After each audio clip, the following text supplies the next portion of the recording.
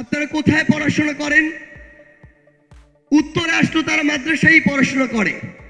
তাহলে আপনারা যে টি শার্ট আর ট্রাউজার পরে এসেছেন, তাদের উত্তর ছিল যখন ওই খুনের কিছু দোসররা বাহিনীরা এই পাঞ্জাবি পায়জামার টুপি পরা মাদ্রাসার ছাত্রদেরকে দেখে, তখন তারা টার্গেট করে গুলি করে। আমরা দেখেছি কিভাবে আমাদের স্কুল, কলেজ, বিশ্ববিদ্যালয়, বিভিন্ন শ্রেণী পেশা, মাদ্রাসা থেকে শুরু করে প্রত্যেকটি শ্রেণীর মতের মানুষ যারা এই ফ্যাসিস্ট বিরোধী আন্দোলনে অংশগ্রহণ করেছে, তারা কিভাবে বুক চিতিয়ে লড়েছে। যাত্রাবাড়ির একটা দৃশ্য কখনো ভোলার মতো নয়। কয়েকজন ভাইয়ের সাথে কথা হচ্ছিল, তাদের চেহারা দেখে মনে হচ্ছিল তারা হয়তো কোনো মাদ্রাসার ছাত্র, কিন্তু তাদের পরনে টি শার্ট আর ট্রাউজার।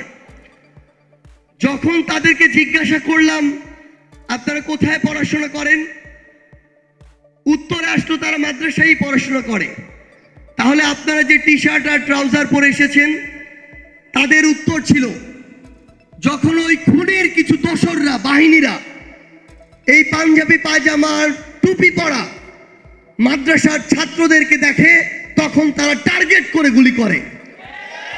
আমরা জীবন দিতেই এসেছি, কিন্তু কারো যেন টার্গেট হয়ে জীবন না দিতে হয়, আমরা যেন শাহাদাতের মৃত্যু নিয়ে এই পৃথিবী থেকে যেতে পারি, সেজন্য আমরা এখন টি শার্ট আর ট্রাউজার পরে এসেছি, যেন কোনো একটা গ্রুপ ধরে এই গণহত্যা না চালানো হয়।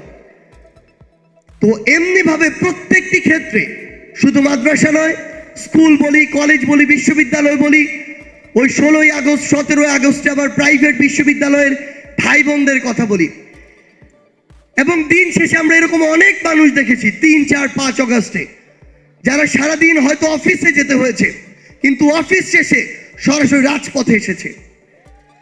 আমরা এমন অনেক মানুষকে দেখেছি যারা কোনো না কোনো কারণে নিজে হয়তো আসতে পারেনি, কিন্তু নিজের সন্তান, স্ত্রী তাদেরকে আসতে বাধা দেয়নি।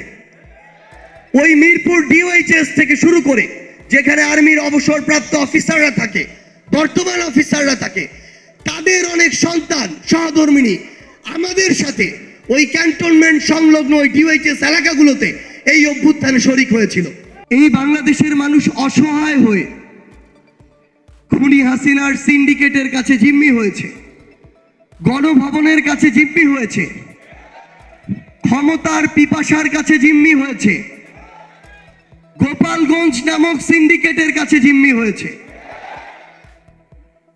এত কিছুর পরে যখন মানুষের দেয়ালে পিঠ থেকে গিয়েছে, তখন মানুষ মুক্তির আশায় জীবন দিতে পর্যন্ত কার্পণ্য করেন।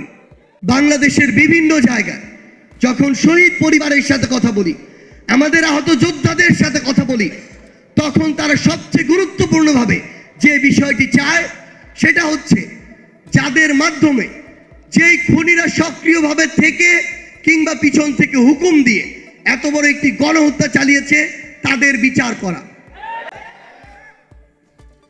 এই যে অভ্যস্ততা, এই যে তাদের জিনে এই দাসত্ব মিশে যাওয়া, অভ্যুত্থানে এত বড় একটি অপকর্মের সাথে জড়িত হওয়ার পরও, অভ্যুত্থানে তাদেরকে এত খারাপভাবে ব্যবহার করার পরও, আজকে সবাই নয় কিন্তু অনেক পুলিশ সদস্য দেখছি যাদের এখনো ওই শিক্ষাটি হয়নি, যারা এখনো বিন্দুমাত্র নিজের আত্মসম্মান নিয়ে চিন্তা করছে না, যারা এখনো এই অভ্যুত্থান পরবর্তী সময়ে নিজেদেরকে বিভিন্ন মতের কাছে, দলের কাছে, গোষ্ঠীর কাছে সঁপে দিচ্ছে।